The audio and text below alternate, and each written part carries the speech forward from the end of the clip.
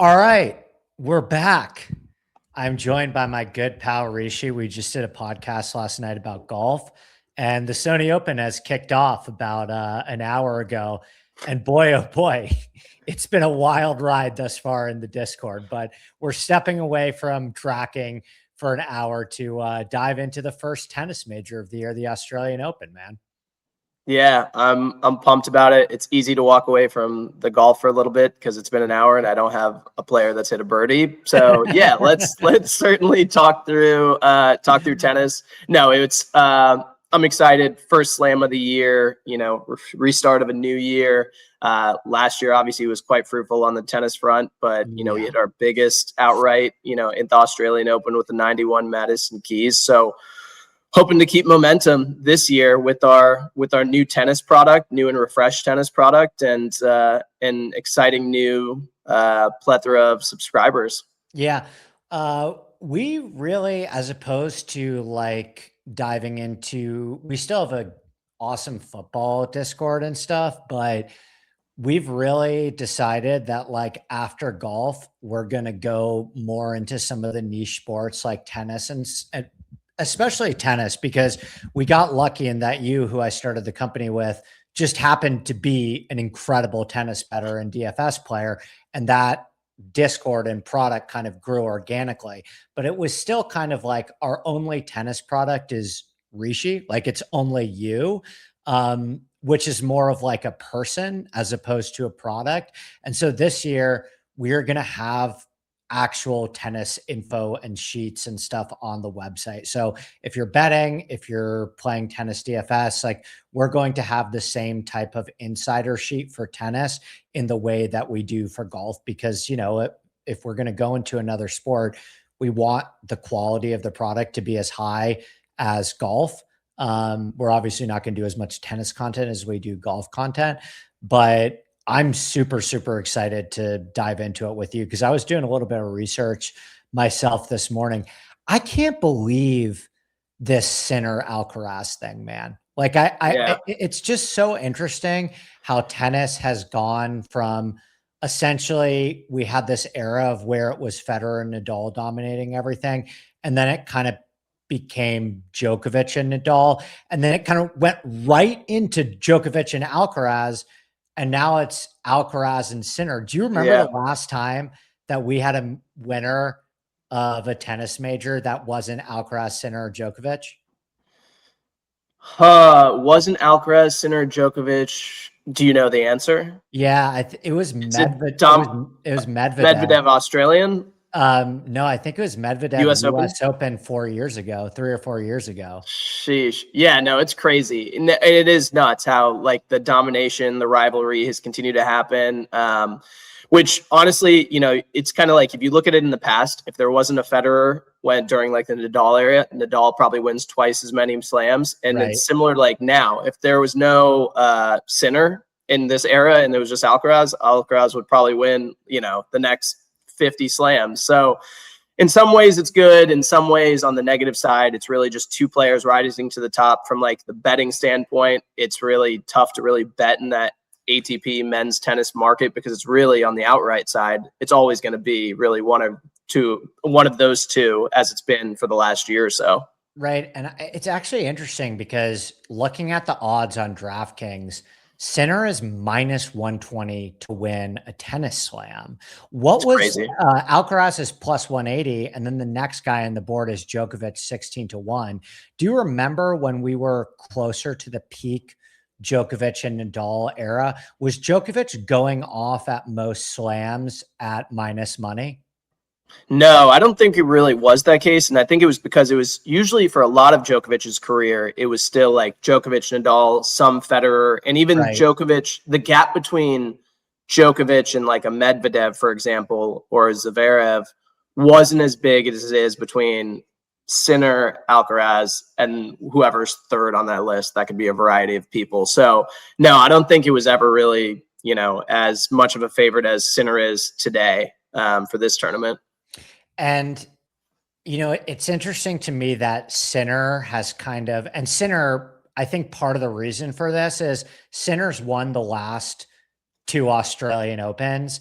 Yep. And the only slam that Alcaraz hasn't won is the Australian Open. He has 2 French, 2 Wimbledon, 2 US Open. He has 6 total and he's 22. He's actually younger than Sinner, even though it feels like Sinner's rise has been more recent. Yep. Sinner's 24 and he has 4 slams. It's interesting. I was looking back, I was like, oh gosh, like Sinner's going for 3 Australian Opens in a row. Like, that's crazy. That must never happen. Nope. Djokovic has done it twice in the last 14 years. Djokovic has won 9 out of the last 14 Australian Opens, which I guess brings me to my next question is like, does Djokovic have a chance? Because at 16-1, because yes, he's the third in the market, but from a win probability standpoint, they're putting him at kind of miles behind Sinner and Alcaraz this year.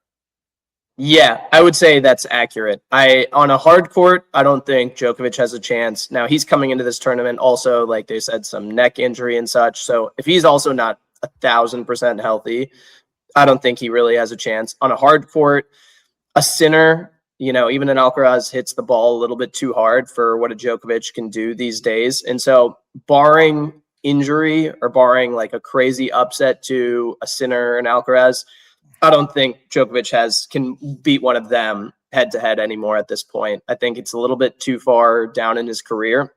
And if you remember, in the slams, it's best of 5 sets on the men's side. And so Djokovic, being, at the later stages of his career, just can't keep up in a best of 5 set match. And that's kind of what he said after the US Open, after, being dog walked essentially by Alcaraz.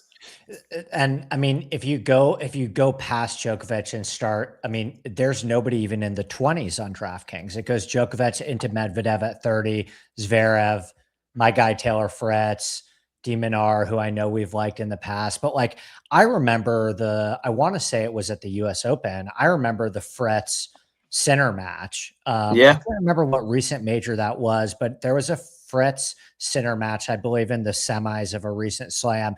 And that was the moment where I was like, oh, Sinner's just at a different level. Like if we're putting it in golf terms, like Sinner and Alcaraz are the Scheffler 1A and 1B right now. And it feels like everyone's playing for third place. Does that prevent you from even betting the outright market? Like in terms of betting strategy, at least on the men's side right now, where it's a lot less wide open, are you going to even take any shots at long shots, or what is the best way to attack it round by round, match by match?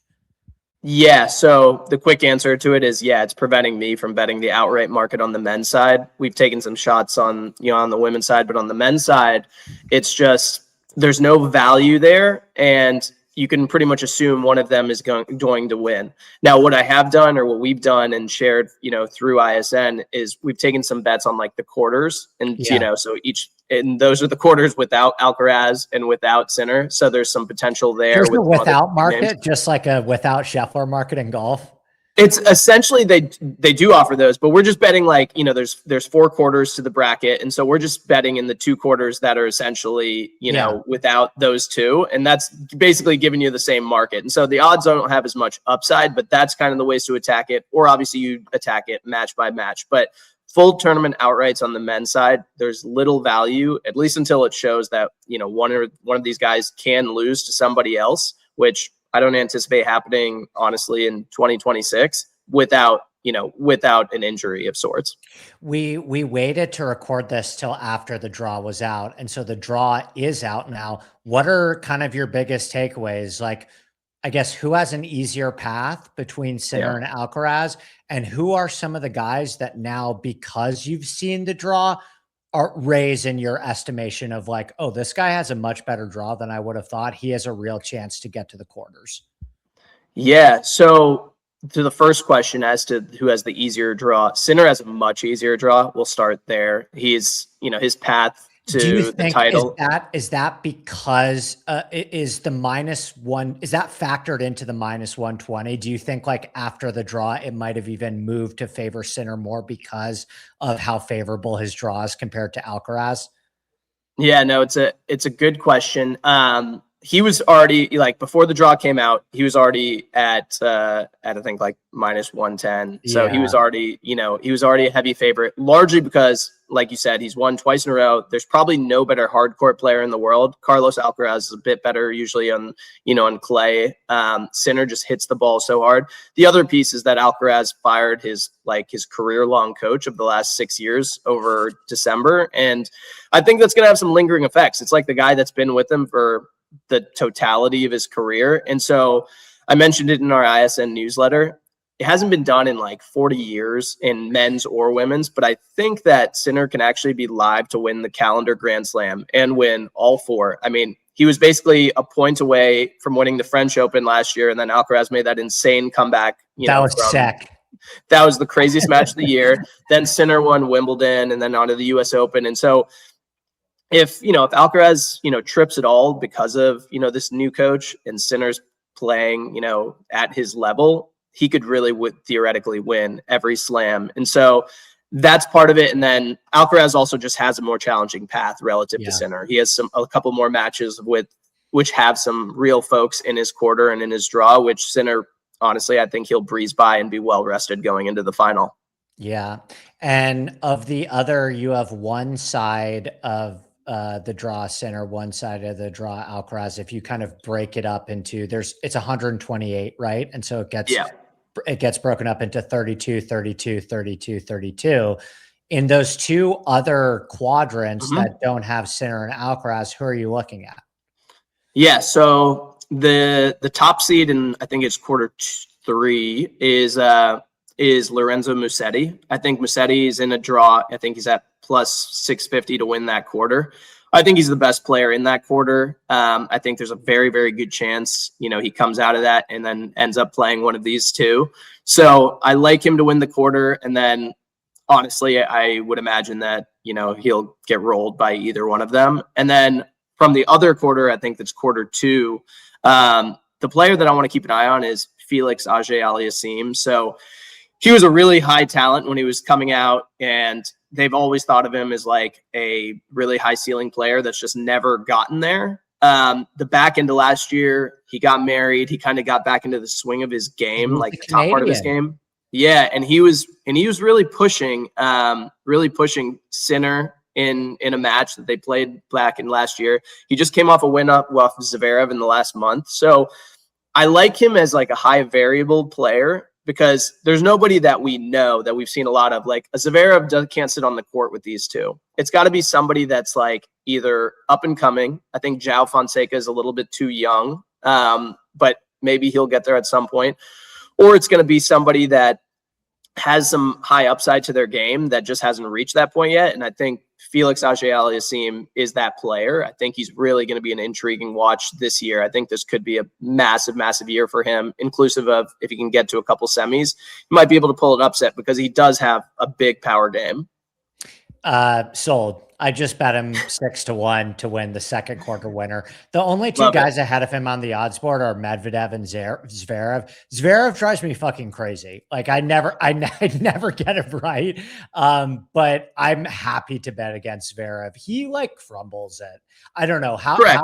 He's a head case. I was my final question on that quarter was like, is the Felix love more pro Felix or bearishness on Medvedev and Zverev this year? So it's definitely bearish on Zverev, but it's a little bit of both. So I'm certainly higher on Felix, relative to others, and I would say because I've seen the highest part of his game, and it feels like he's trending up. This is where you want to buy. Medvedev also, after probably his worst year last year in the last, I don't know, decade, he fired his full coaching staff and he's had a really solid January. So that's who I would be worried on the other side of it. They're in the bottom part of that quarter together. But head to head, I think if you have them both playing at their peak, Felix plays a big offensive game. Medvedev plays a big defensive game. And I'll just take Felix's game at its upside over Medvedev. But it's really between them two. It's like whoever comes out of that half of the quarter, that's who I think will end up winning the totality of the quarter. And then I'm not really worried about the top and Zverev. Yeah, and then the third quarter is fascinating too, because that has Djokovic plus 140 and my guy Taylor Fitz plus 350. Yeah. How do you see that quarter playing out? It seems like one of the most wide open ones. So that's it. I think it's an opportunity. That's where it's like you want to bet on an ATP side on the men's side. That's how you do it through the quarter. To Yeah. your point, it's very open. Djokovic, again, coming into this with a little bit of an injury. I think he's going to get tired. I don't really think he's the third best player in the field, I was as going to the ask, odds do you would think say. this is his last year, like competing at a high level? Correct. Yeah. I think that, I think he's done everything he's wanted to in his career. I think it's He's got 24 Grand Slams. It's the most ever. And the last thing he ever really wanted to do was get like an Olympic gold medal. He did it. It's like you've achieved everything. You're could be considered the greatest of all Greatest of time. all So time. there's not. So I think I think this will be his last year. I think Wimbledon's always been his favorite tournament. Maybe he'll end it there. But I don't think he's the third best player in this field. So I'm kind of like, I quickly ruled out as, I think the wrong odds in that quarter. With Fritz, he's certainly, I would say, like as a talent, could be the top talent in that quarter. He had an injury last week. And so I don't think he's playing at 100%, where there's going to be a little bit of questions there. That's why I like the Musetti part of it. I think he's got a full game. I think he's got a complete game. He's still on the rising part of his career, like a Jack Draper-esque. And he plays pretty well on hard courts. And so I think it's a winnable quarter, and you're getting good value on him. God, the things I would do to have Kyle try and pronounce some of these names. Stefanos Tsitsipas. Yeah. The only name that like comes to mind for me in this draw is Dimitrov, kind of past his prime now. Yeah, no, Dimitrov, because kind of a similar. He's 20 to 1. Yeah, no, I would say past prime, likely, and that's a number that's likely been impacted by where he is in the quarter. Yeah. I think that, does he have potential? Yeah, but he's also coming off a pretty serious injury where he had to retire against Sinner when he was up. And so I don't think he's going to be at 100%, and he's towards the back end of his career. So I think after about 2.5 matches, I think it's a little bit too much on somebody like a Dimitrov. Yeah. And then if we get to the fourth quarter, it's Sinner minus 700, probably no value there. I think we can both agree that Sinner's going to waltz his way into the quarters. Unfortunately for my cousin, Elliot Spizzeri, who's 150 to 1, amazing player, like huge grinder, was the best collegiate tennis player in the country at University of Texas. Do you think he has a chance at all to like, I think at least win his opener? Let me see. Who's he playing? Is it João Fonseca? Yeah. Let me check who he's playing in the first round. Spizzeri. I think it's Fonseca, if I remember right. It is Fonseca, who's 28th seed. So he unfortunately has to play a seeded player in the first round, but who's going to have all the fans, literally. Everyone in the world wants to watch the Phenom play. Brazil travels really, really well. The upside is that because he's so young, and last year was his first year playing in like best of 5 slams, his body's not really fully rounded out for that. It's a different match. Like when you play best of 3 versus best of 5, you're asking to play an extra hour and a half, 2 hours. So you have to set yourself up differently. So in Spizzeri's case, with a little bit more experience playing qualifiers and things like that over time, I think he actually is going to push him. There might actually be a little bit of value there. I'm not as bullish on Fonseca. I think it's a little bit of really big forehand, needs to complete the rest of his game. It's kind of one part of his game that everyone's really attracted to. But, he could take a really big step this year. People see him as like the next person after Sinner and Alcaraz is like the next big player. One of my final questions for you, just because thinking about like, obviously golf is a sport where the golf course matters tremendously, and tennis is not as similar to that in the sense that, yes, there are kind of these 3 main surfaces of clay, hard court, and grass at Wimbledon. But like, how would you describe, if you're comparing like the way that we break down golf courses to tennis, like what is different about the Australian Open? Like what type of player does the Australian Open favor? Is it just essentially like the same as the US Open because they're both hard court, or is there something different about the Australian Open that caters to potentially a different player? the biggest, so there's different, like with clay and like with hard courts, there's different variations of hard courts as to like there's a speed level. That's really getting very granular. The simple answer is that from a court standpoint, I think it's very similar, but I think the biggest difference is like time of year. It's like some of these players can play because they're really like 12-month year. Like they were playing tournaments in November, December, kind of like the golf schedule. And some of these players are like a Sinner can win in Australia, and then they can win in New York and every tournament in between. Madison Keys, she won the Australian Open last year, and you'll see it just kind of like fell off a cliff. And so I think it's looking at players that kind of come out the guns, come out the race, like shooting really quickly here. I think that's a big component to it.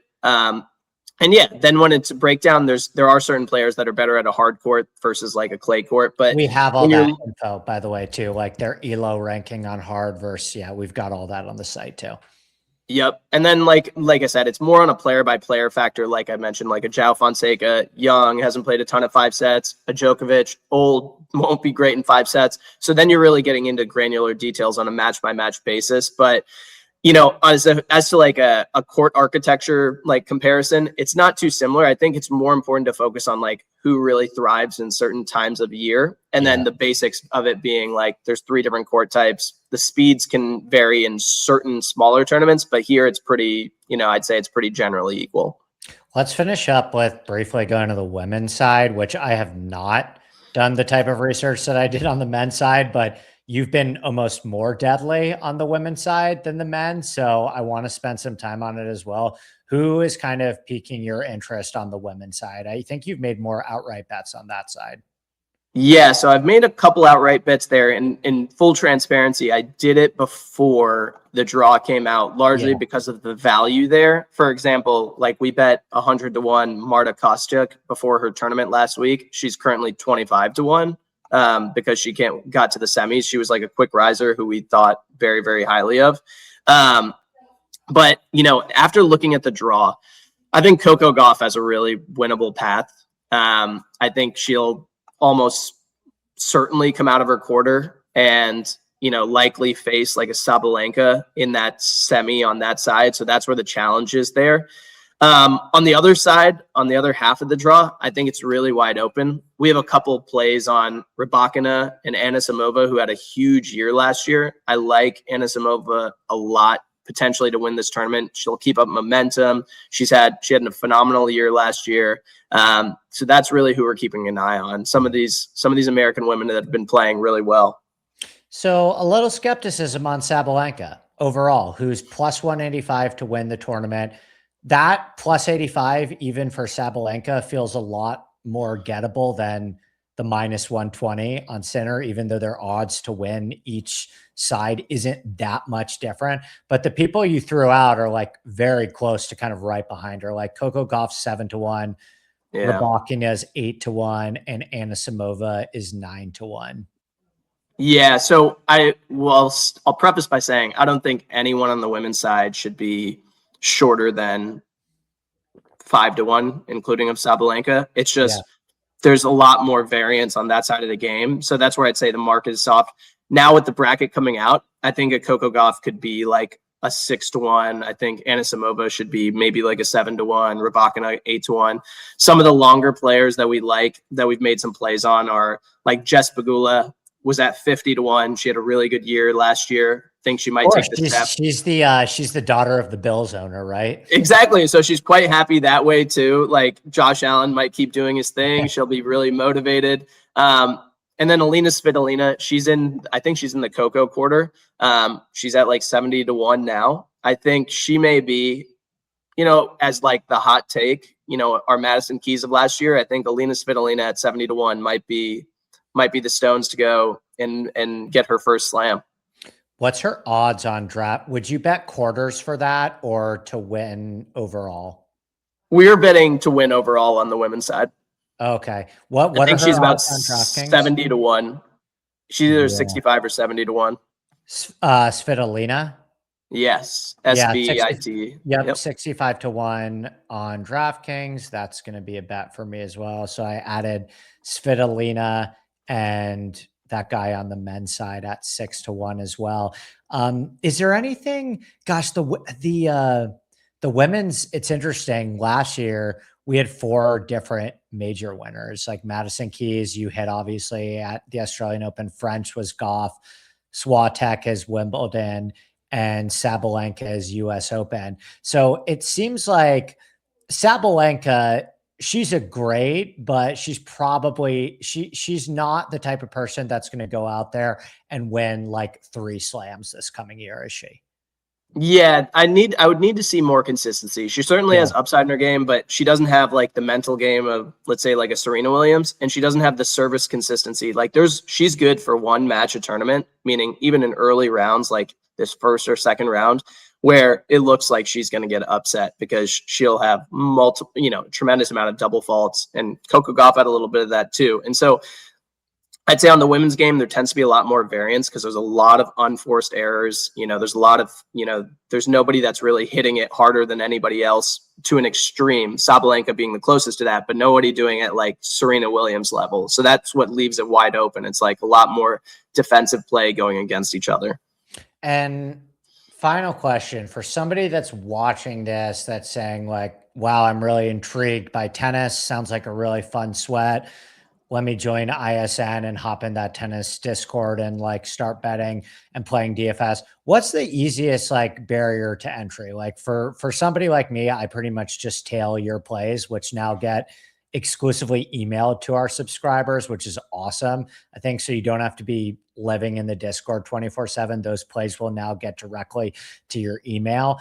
But like, what's the easiest barrier to entry? Is it like bet a bunch of matches every day? Is it the type of sport where you really love live betting? And how does tennis DFS really work?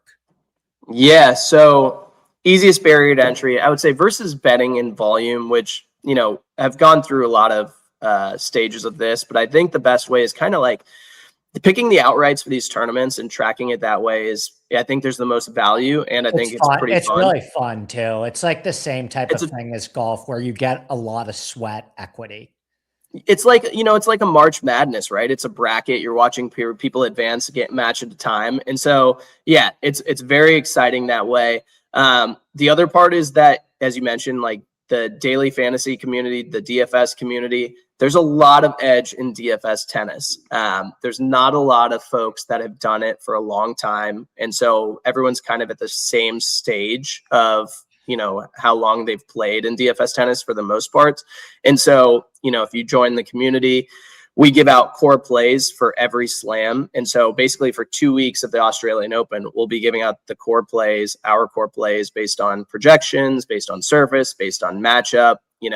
Every day they'll release pricing, and then we'll kind of go after that. You create a lineup of 6, and you're going to try to win the contest. Not dissimilar from other sports, but in this case, you're playing again in a tournament style, and you're going 1v1. So a little bit nuanced, but again, we kind of help through those lay core it out plays. for you very simply. Yeah, and we'll go through the structure of that, and but it's fun. There's a big edge to it, and it's, as a community, we get a good sweat together, so it's a good time. Yeah, not a lot of other places or anyone's really focusing on trying to win these types of contests and putting out tennis content. So I know you would agree with this, but like we've seen a lot of people in our Discord that legitimately don't know anything about tennis. I'm like, I'm a huge tennis fan. I love watching it, but Yeah. I don't know anything in terms of like in the weeds. I only follow it for the majors. And we've seen tons of guys that just hop right in there knowing nothing about tennis, starting to win like tennis DFS content. Yeah. And becoming really good tennis DFS players, because it's not like golf. Like it's not necessarily you're competing against people that have playing golf DFS for years and know all these things about certain courses and certain players. Like it's very winnable, and that's why we wanted to devote our time to it, because it's like, yeah, we could start doing a ton of football content and like competing with places that have been doing football content for 5 years and stuff, or we could just be the best at tennis and find something that no one else is really doing and hopefully make a lot of money for our subscribers. So that's it for me, Rishi. I cannot wait My buddies are in town from New York to play a bunch of golf, so we're gonna have a great weekend of Sony Open sweating and NFL playoffs. You're on the Bears, huh? I like my Rams, unfortunately. I there's while Matt Stafford did play in Detroit for some time, his splits and freezing weather are not great Yeah, because that was in a Detroit's in a dome. dome. Yeah, he Yeah, there's question marks there for sure. I'm not like a Stafford truther by any yeah. means. I just think that I think the defense is a little bit better than it gets credit for. I agree. It's just there's been a couple holes the last couple weeks, but maybe they're woken up now. But I think it'll be an awesome coaching match, like Sean McVay, Ben Johnson. It's like two brilliant offensive minds. It'll be fun. This is going to be a great weekend. Sony, Aussie Open about to start, NFL playoffs. It's going to be great. Best time of year. Well, have a great weekend enjoying all the sports. InsideSportsNetwork.com. Hop in our tennis Discord. You will get Rishi's plays emailed to you every single day of the Australian Open, as well as all of our golf stuff. It's no extra charge to get all of our tennis stuff and our golf stuff. It's just an added perk, something we added. So hope to see you in there. I will see you in the tennis and golf Discord this weekend, my friend. All right, buddy. Cheers.